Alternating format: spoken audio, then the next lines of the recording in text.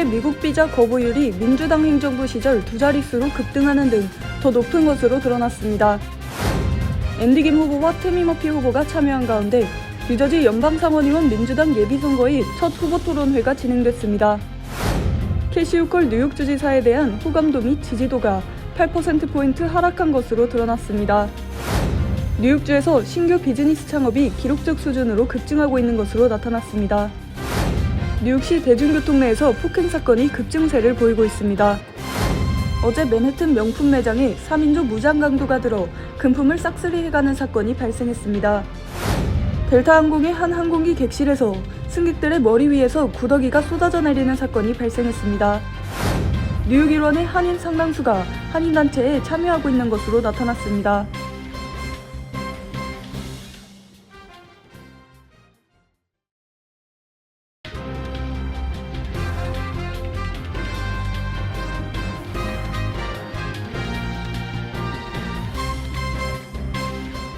여러분 안녕하십니까?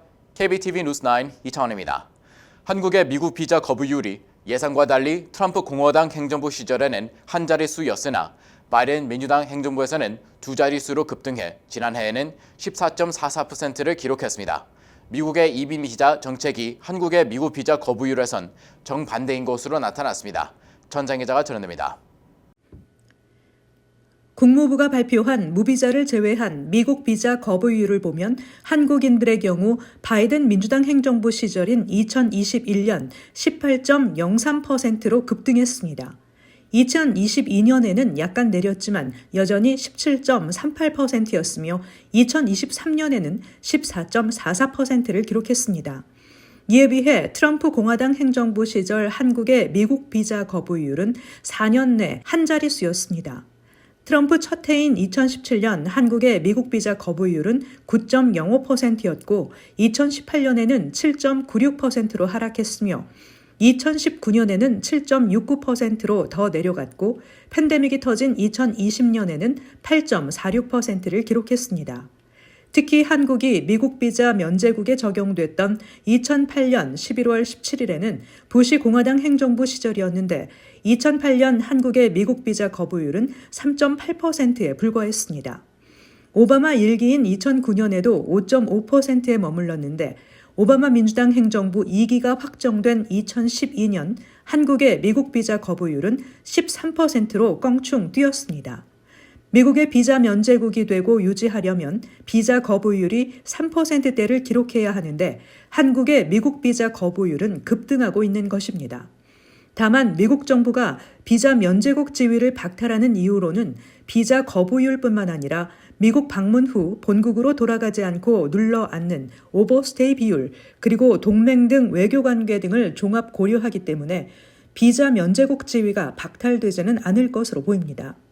과거 미국 비자 면제국들 가운데 2002년 아르헨티나, 2008년 우루과이가 제외된 바 있습니다. 2024년 현재 미국의 비자 면제국들은 한국과 일본, 유럽연합에서 3개국을 제외한 24개국 등 모두 41개국이 지정돼 무비자로 미국을 방문해 90일간 머물 수 있습니다. KBTV 뉴스 전상입니다. 뉴저지 연방 상원의원 민주당 예비선거 첫 후보 토론회가 진행됐습니다. 한국계 정치인 최초로 연방 상원의원 자리에 도전하는 앤디 김 연방 하원의원과 태미 머피 후보는 당 충성도와 각종 정책 시행 반응 등을 두고 선전을 벌였습니다. 뇌물수수 혐의 등으로 기소된 밥 메넨데스 상원의원은 토론에 참여하지 않았습니다. 계속해서 전장 기자입니다. 한국계 정치인 최초로 연방 상원의원 자리에 도전하는 앤디 킴 연방 하원의원이 뉴저지주 민주당 지역 당원 투표에서 첫 번째 승리를 거둔 가운데 토론회에 참여했습니다. 먼저 앤디 킴 후보는 태미 머피 후보가 남편 필 머피 뉴저지 주지사가 출마하기 직전인 공화당 유권자였다는 사실을 지적하며 머피 후보가 공화당에 억대의 기부금을 낸 점을 비판했습니다. 이에 대해 머피는 공화당보다 민주당에 더 많이 기부했으며 남편과 10년 동안 뉴저지에서 민주당을 위해 일해왔다고 반박했습니다. 머피 후보는 김 후보의 투표 기록 일부를 인용해 이민 등 법안에 대해 도널드 트럼프 전 대통령을 지지한 민주당 의원 중 한 명이었다는 점을 지적하고 김 후보는 이에 대해 트럼프 탄핵에 2번이나 찬성표를 던졌고 선거 때마다 반트럼프 후보로 출마했다고 반박했습니다. 각종 정책 시행 방안에도 입장 차이를 보였는데 메디케어 확대를 두고 머피 후보는 의료 서비스는 권리라며 지지를 표명했고 김 후보는 메디케어 확대를 구체적으로 지지하지는 않았지만 광범위한 통합을 통해 보편적 의료 서비스를 구축하겠다는 의지를 밝혔습니다. 주택과 경제 문제에 관련해 김 후보는 주택 구매자를 위한 재정 지원을 보장할 것이라고 밝혔으며 머피 후보는 학생들을 위한 세금 감면을 시행할 것을 제안했습니다. 또 김 후보는 학자금 대출에 대해 펠 그랜트를 2배로 늘리고 학자금 대출 금리를 0에 가깝게 낮춰야 한다고 전했습니다. 김 후보는 또 요금 인상이 대중교통 이용료를 떨어뜨린다며 취약계층에 극심한 피해를 줄 것이라고 반대 입장을 밝혔으며 머피 후보는 필 머피 주지사가 추진하는 요금 인상에 대한 입장을 명확히 밝히지 않았습니다. 두 후보 모두 이민에 대해서는 가족사를 언급하며 강경한 입장을 드러냈습니다. 김 후보는 트럼프와 공화당의 이민에 대한 잔인함에 굴복해서는 안 된다고 강조했으며 머피 후보는 우리는 이민자의 나라이며 서로 존중해야 된다고 전했습니다. KBTV 뉴스 전상입니다. 시에나 칼리지 최근 진행한 여론조사 결과 캐티 호구 뉴욕 주지사에 대한 호감도가 급감한 것으로 나타났습니다. 가장 큰 원인은 물가 상승에 따른 생활비 부담인 것으로 집계됐습니다. 정지원 기자의 보도입니다. 시에나 칼리지는 오늘 캐시 호컬 뉴욕 주지사에 대한 호감도 및 지지도가 1월 대비 8%포인트 하락한 것으로 집계됐다고 발표했습니다. 여론조사 결과 호컬 주지사의 호감도는 지난달 45에서 42%에서 41에서 46%로 하락했고 직무수행 평가 역시 1월에 기록했던 52에서 43%에서 48에서 47%로 하락했습니다. 호컬 주지사가 업무에 성실히 임하고 있다고 생각하는 것으로 나타났으며 정직하고 부패하지 않다고 생각한다고 답했습니다. 하지만 그녀가 유능한 지도자라고 생각하느냐에 대한 질문에 대해서는 의견이 엇갈렸으며 직접 대면할 기회가 없었다고 응답했습니다. 특히 응답자의 49%가 주지사와 의회가 해결해야 할 가장 중요한 2가지 사안으로 뉴욕의 높은 생활비와 유입되는 이민자 문제를 꼽았습니다. 또 응답자의 41%가 올해 치러질 대선에서는 차기 대통령으로 조 바이든 대통령이나 도널드 트럼프 전 대통령이 아닌 새로운 리더가 선출되길 원한다고 답했습니다. 이번 여론조사는 2월 12일부터 14일까지 806명의 등록 유권자를 대상으로 진행됐습니다. KBTV 뉴스 정지원입니다. 뉴욕주 경제가 호황을 보이고 있는 것으로 나타났습니다. 신규 비즈니스 창업 건수가 전년에 비해 8.1% 증가한 것으로 나타났는데요. 전국적으로도 신규 비즈니스 창업 건수는 기록적인 수준을 나타났습니다. 정지원 기자의 보도입니다. 상공회의소가 발표한 전미 중소기업 창업 현황 보고서에 따르면 2023년 뉴욕주에서 새로운 비즈니스로 문을 연 점포는 총 31만 3,481개였으며 가장 많은 점포가 개업한 곳은 브루클린 지역으로 지난해 총 5만 2천여 개의 신규 기업이 브루클린에 매장을 오픈했습니다. 지난해 12월 한 달간 뉴욕주 내 신규 창업 점포는 총 2만 6,073개로 전년 12월에 비해 8.1% 증가를 보였습니다. 상공회의소 측은 지난해 전미에 걸쳐 총 550만 개의 신규 비즈니스가 창업을 이뤘으며 이는 기록적인 수준이라고 전했습니다.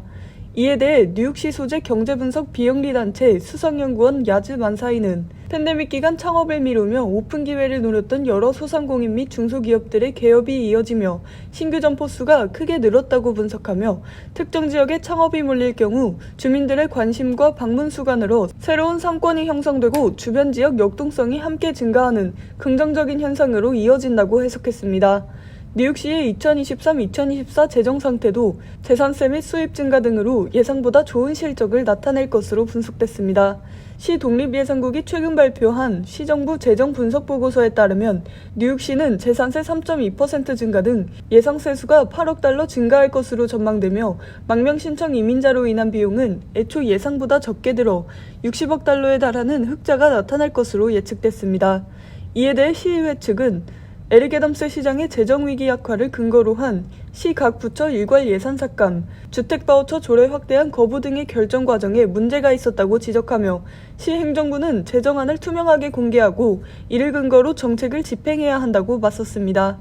한편 뉴저지의 경우 지난해 신규 창업 건수가 16만 996건으로 전년인 2022년 15만 4,804건보다 4% 증가했지만 지난해 12월 창업 건수는 12,842건으로 전년에 비해 1% 감소하는 흐름을 보였습니다.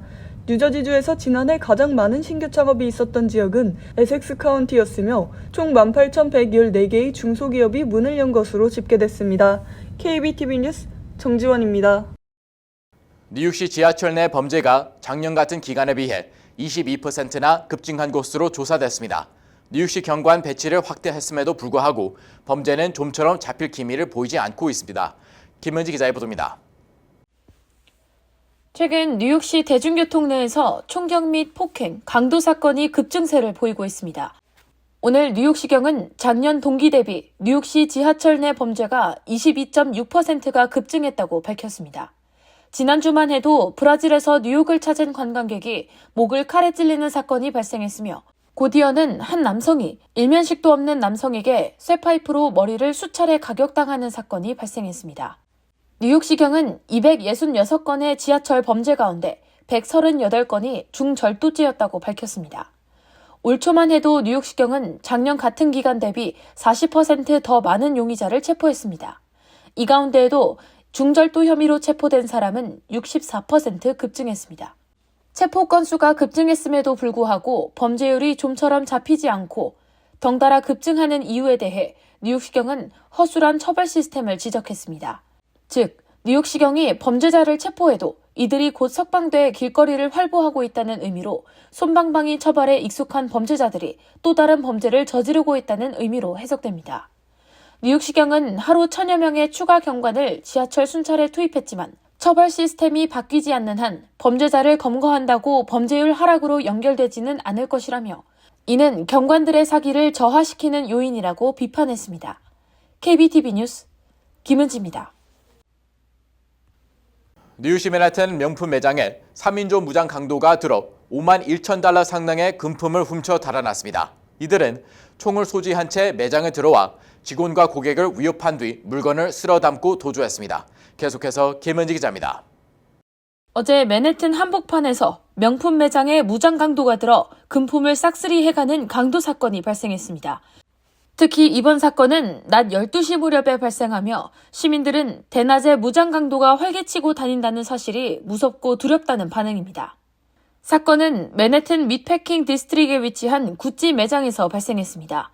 웨스트 14스트릿에 위치한 대형 구찌 매장에 들어선 무장 강도는 2명의 남성과 1명의 여성으로 이뤄진 3인조 강도였습니다.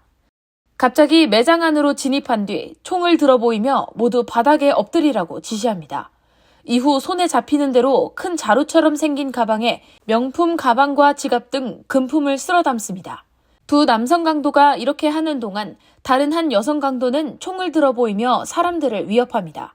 이들이 털어간 금품은 총 5만 1,000달러에 달하는 것으로 파악됐습니다. 3인조 강도는 뉴욕 번호판을 단 검은색 토요타를 타고 14스트리트 서쪽 방면으로 유유히 사라졌습니다.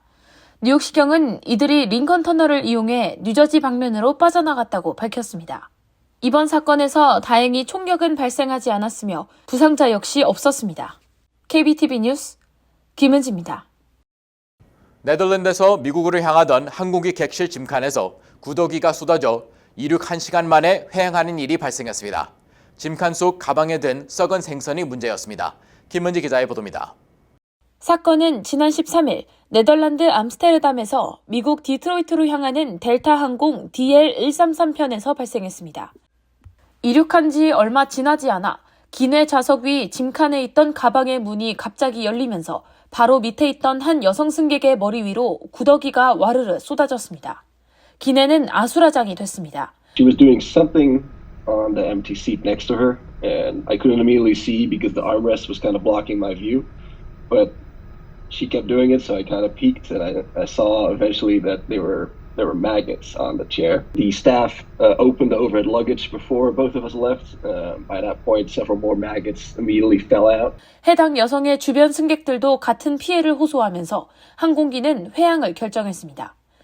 다시 암스테르담 공항에 착륙해 확인한 결과 사고가 난 짐칸 안에 든 가방에는 신문지에 쌓인 물고기가 들어있었습니다.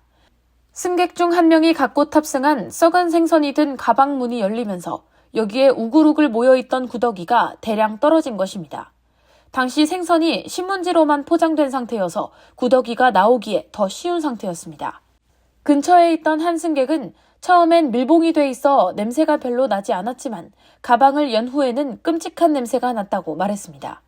그러면서 승무원이 가방 주인을 묻자 물고기를 들고 탄 승객이 이상한 기색 없이 자기 것이라고 답했다며 상황에 비해 놀라울 정도로 침착해 보였다고 했습니다. 이 사건으로 해당 여객기에 탑승하고 있던 승객들은 비행기를 갈아타야 하는 등 큰 불편을 겪었습니다. I am surprised that both a rotten fish and live maggots were not picked up on the security scan. 한편 델타 항공 웹사이트는 생선을 포함해 부패하기 쉬운 식품의 기내 반입을 금지하고 있다고 명시하고 있는데 어떻게 썩은 생선이 기내에 반입될 수 있었는지 이유에 대해 델타 항공 측은 답변을 내놓지 않았습니다. 다만 항공사 측은 이번 일로 피해를 본 승객들에게 항공 마일리지 8,000마일과 호텔 객실, 식사권, 보상금 등을 제공했다고 밝혔습니다. 한 델타 항공 관계자는 기내 수화물을 제대로 관리하지 못해 비행이 중단된 승객들에게 사과를 드린다며 항공기는 게이트로 돌아온 후 청소를 위해 운행을 중단했고 승객들은 다음 이용 가능한 항공편에 배정됐다고 말했습니다. KBTV 뉴스 김은지입니다. 뉴욕 기론의 한인 상당수가 한인 단체에 참여하고 있는 것으로 나타났습니다. 뉴욕 초용서관이 발표한 동포 대상 설문조사 결과에 따르면 한인 10명 중 8명은 한인 단체에 직접 또는 간접적으로 참여해 활동하고 있습니다. 현재 뉴욕 기론 한인 단체 운영은 1세, 특히 장년층의 중심의 활동으로 나타났습니다. 전장 기자가 전해드립니다. 설문조사 결과에 따르면 응답자의 78%는 한인 단체 행사나 활동 등에 참여하고 있다고 답변했습니다. 전혀 참여하지 않는다는 응답은 한인 1세 21%와 1.5세와 2세 23% 모두 비슷한 비율을 보였습니다. 다만 젊은 층의 경우 장년층보다 한인 단체 참여 정도가 낮은 편으로 나타났습니다. 주요 직위 담당 응답 비율의 경우 70세 이상은 48%인데 반해 29세 이하는 4.9%에 그쳐 큰 격차를 나타냈습니다. 이는 현재 뉴욕 일원 한인단체 운영이 1세, 특히 장년층 중심임을 보여주는 지표입니다. 또 40에서 49세는 12%, 50에서 59세는 26%만이 주요 직위 담당을 선택해 한인 중년층 역시 장년층보다는 한인 단체 참여 적극성은 낮았습니다. 세부적으로는 주요 직위를 담당하고 있거나 담당한 적이 있다는 응답 비율은 22%, 주요 직위를 담당하고 있지는 않지만 일반 회원으로 활동하고 있다는 응답이 16%, 회원은 아니지만 관련 행사와 활동에 기회가 있으면 참여하고 있다는 응답이 40% 등으로 나타났습니다. 반면 전혀 참여 안 함 응답 비율은 22%에 그쳤습니다. 한편 한인사회 미래 전망에 대해서는 응답자의 절반 이상인 51%가 더욱 확대, 발전할 것이라고 여겼지만 응답자의 27%는 현 상태에서 정체, 13%는 정체성을 잃고 축소를 선택해 부정적인 시각을 가진 한인들도 상당함을 보여줬습니다. 더욱이 정체성을 잃고 축소로 답한 비율은 29세 이하 13%와 70세 이상 17%로 비슷한 수치를 보여 젊은 층과 노년층 모두에서 한인사회 미래에 대한 우려가 존재하는 것으로 나타났습니다. KBTV 뉴스 전상입니다. 코로나19 팬데믹 이후 공립학교에서는 전염병 만연, 병가 사용에 대한 인식 변화, 정치적 논란으로 인한 스트레스 증가, 노조 파업 등의 이유로 교사들의 병가 사용 등 결근이 늘면서 사회 문제가 되고 있습니다. 뉴욕시에서는 2022-2023 학년도 공립학교 교사 5명 중 1명가량이 11일 이상 결근한 것으로 나타났습니다.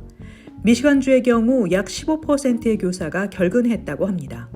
이 같은 추세와 관련해 뉴욕타임즈는 코로나19 팬데믹 이후 미국 내 많은 업종에서 병가를 사용하는 직원의 수가 늘어났음을 그 원인으로 지목했습니다.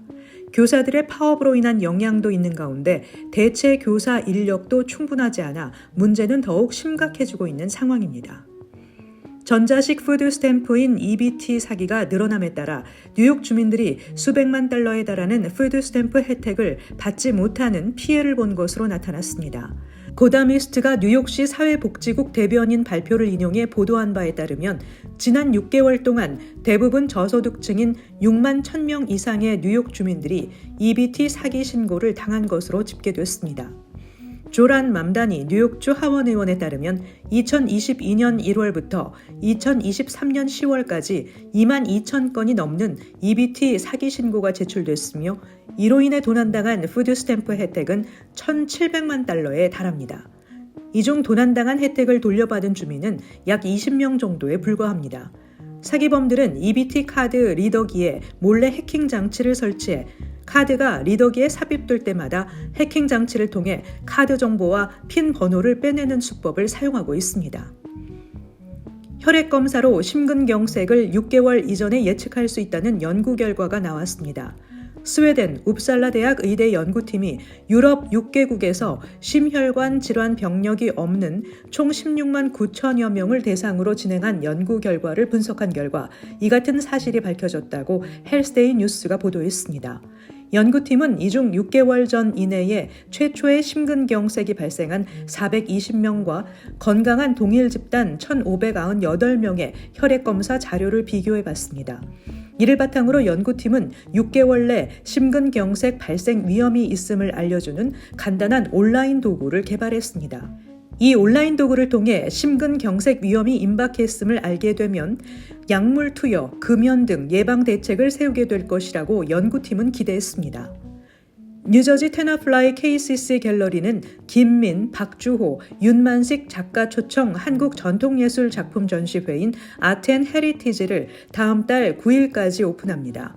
이번 전시회는 김민 작가의 청룡 작품과 식사 그릇의 예술적 철학을 담은 박주호 작가의 밥과 그릇, 찐쌀과 밥그릇 작품, 한국 전통 민속무용의 전통 가면을 소개하는 윤만식 작가의 작품이 선보입니다.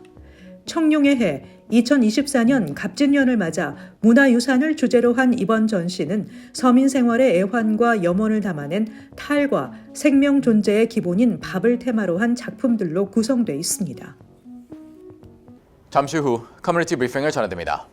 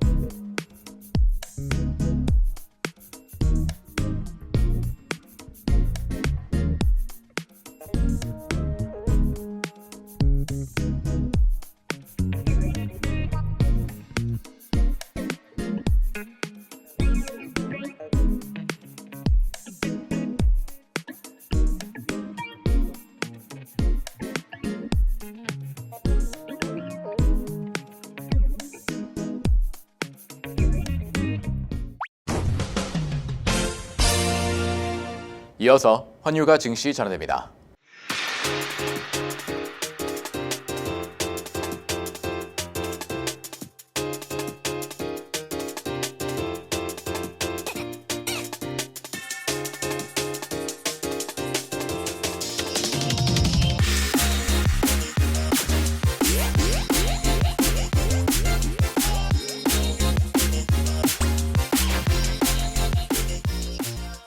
잠시 후 뉴욕과 뉴저지 날씨 전해드립니다.